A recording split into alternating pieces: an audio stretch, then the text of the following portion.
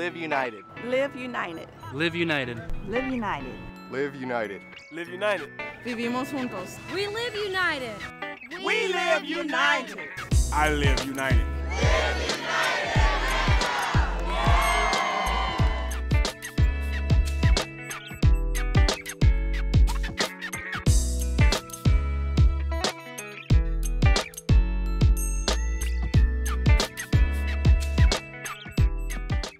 Hello and welcome to Live United, a show that explores how people like you, businesses and nonprofits, are working together to create change for a stronger community.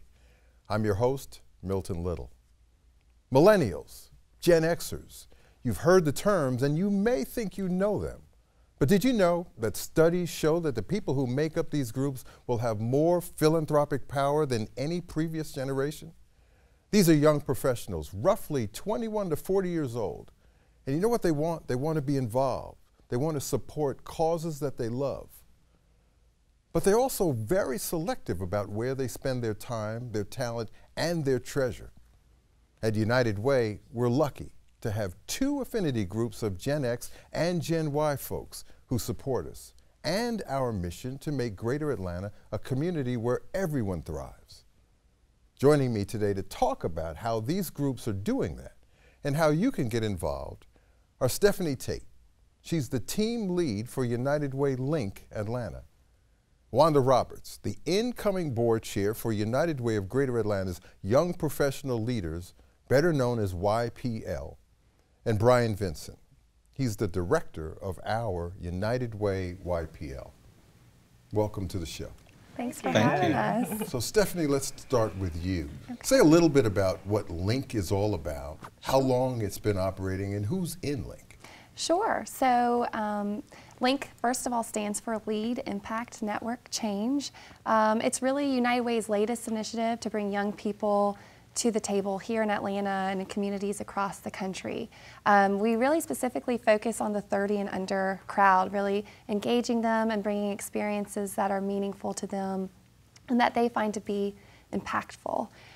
We focus on volunteerism, personal development, as well as a little bit of professional development, really bringing unique experiences to that 30 and under crowd, and always keeping it fun. So always bringing a social aspect as well, keeping it really fun and impactful. The really cool thing about LINC is also, I mentioned it's been piloting here in Atlanta. It's also piloting in cities across the country, and we're all connected through a digital platform at uwlink.org. So there's a lot of great things happening here, and the same great things are happening in communities across the country as well. We have been working on it for about a year or two now. We had our first public launch back in April. It was Planet Forward, just a lot of great urban gardening. We had a food truck to finish it off to keep it fun. So that's what LINC is all about. And it's really just getting people involved, young people involved in the community. Sounds great. So what's YPL, Wanda? So YPL was started in 2009, and we are a group of young professionals under the age of 40 that pledge our time and resources to community service. And we have three types of events and ways we give back. So the first are our service socials, where we educate our members about different issues United Way is helping to solve. And we also contribute to that highlighted issue, whether it's collecting school supplies, filling shoeboxes with toiletries, etc. Our second are our days of service, where we get up on Saturday morning and we go out as a group and volunteer at different agency sites. And then our third are our leadership luncheons, and this is where we bring in Atlanta executives to speak to our members. And this type of event is really how we give back or thank our members by providing them professional development and exposure opportunities. So how'd you get involved? I got involved because I was part of the United Way VIP program, so the board training. One of my mentors told me, because I was very passionate about community service, I was involved at different agencies, but they gave me the advice that you should really serve on a board just to concentrate and have more focus in your efforts. So then I found out about the board training because I really wanted to make sure I understood what it was and what it meant to be on a board. And from there I found out about YPL and got involved, and I've been here ever since, 2.5 years later. And now you're in charge. And now I'm in charge. Uh-oh. We'll see how quickly things happen. Yes. Brian, you have responsibility for engaging all of these folks. Why is it important to connect with people in their 20s and 30s and engage them in the community? Oh, it's absolutely important, Milton. You referenced the philanthropic power of Gen Xers and millennials. I think it's important for any organization involved in the community to engage these younger generations if they want to be able to continue doing that work. These young people are very interested in connecting with organizations that understand them, and they're interested to link up with organizations that have really compelling missions. So the more we communicate with them about the work that we're doing and new ways of doing that work and engage them in that process, the more interested they are. It's also said that young people are inspired by cause, not just organizations. What's your experience been?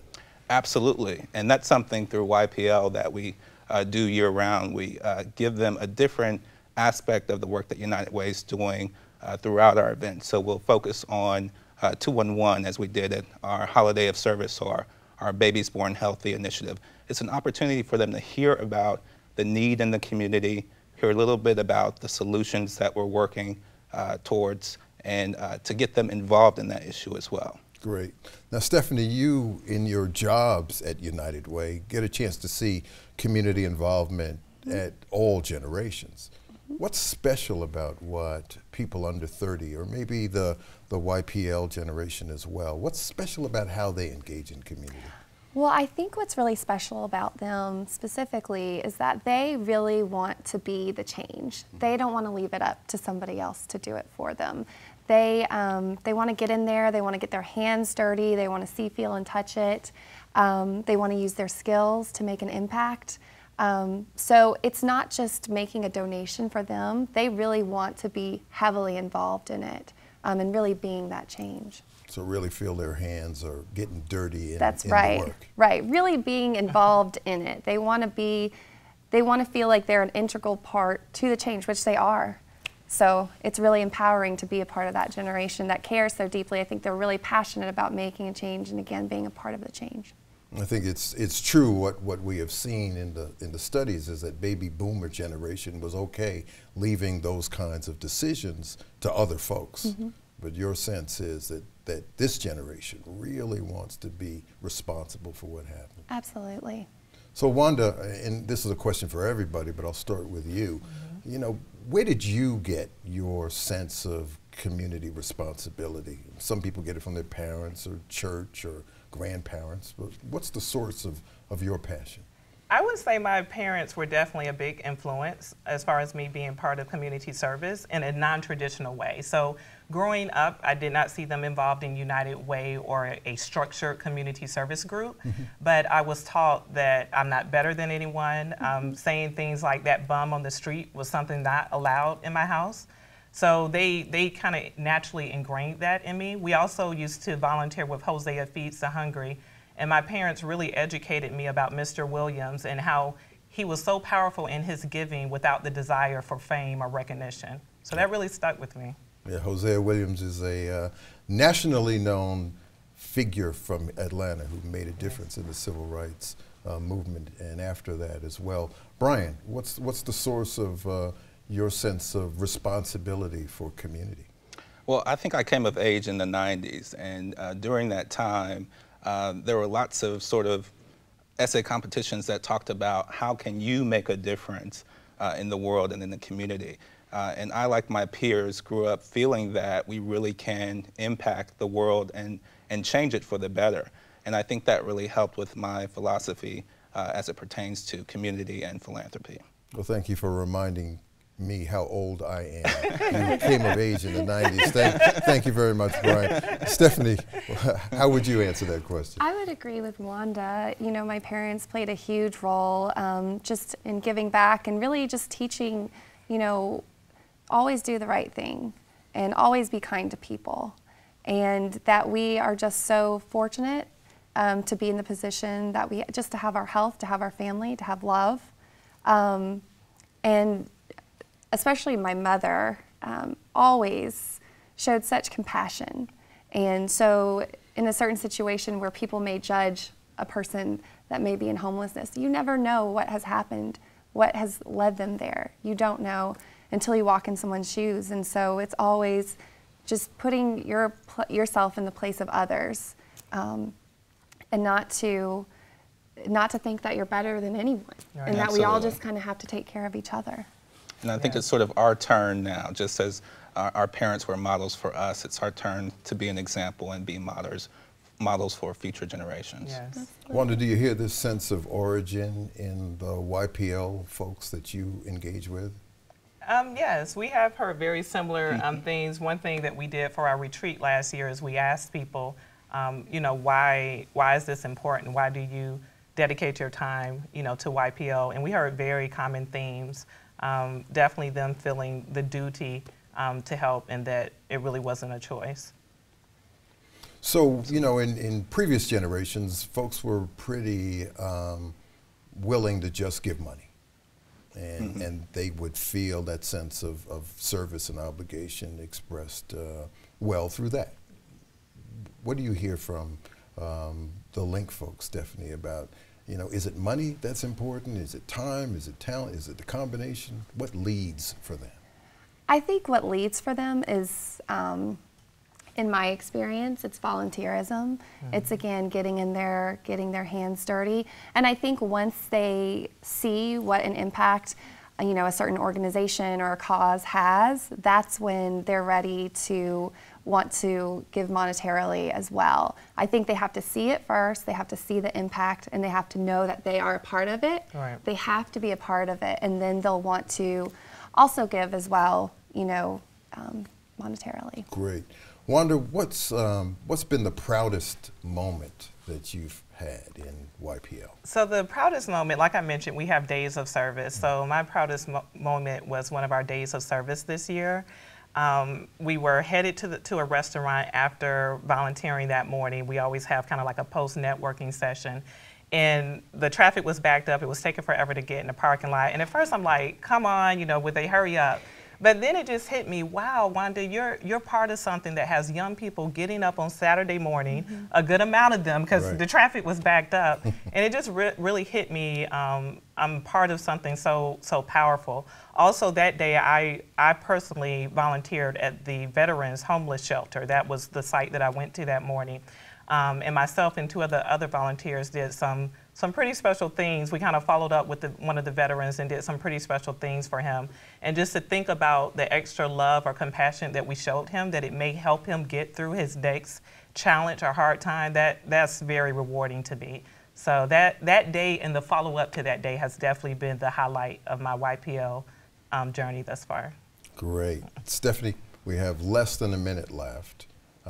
What advice would you give a viewer who is of age?